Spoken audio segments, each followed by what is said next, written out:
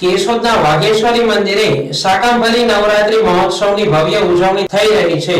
કેશોદના શરદ ચોકમાં આવેલ પ્રાચીન મંદિર તરીકે ઓળખાતા શ્રી વાઘેશ્વરી માતાજીના મંદિરે છેલ્લા 17 વર્ષથી શાકંભરી નવરાત્રી મહોત્સવ ઉજવાય છે, જેમાં માતાજીને શાકભાજીના વિવિધ શૃંગાર કરવામાં આવે છે। આ નવરાત્રી પોષ સુદ આઠમથી પોષ સુદ પૂનમ સુધી હોય છે। આ નવરાત્રી માત્ર એકલા શાકભાજી ખાઈને રહેવાની હોય છે। આ નવરાત્રી દરમિયાન શ્રી વાઘેશ્વરી માતાજીના મંદિરે સ્ત્રી નિકેતન મહિલા મંડળ દ્વારા 8 દિવસ માતાજીના સાનિધ્યમાં યોગ શિબિર તથા રાસ ગરબાનું આયોજન કરેલું છે।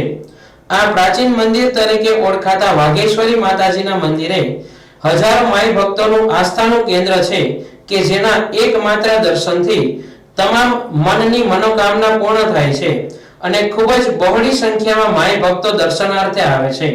પૂજારી ઉમંગ મહેતા દ્વારા ભારે જહેમત ઉઠાવી ઉજવણી કરે છે।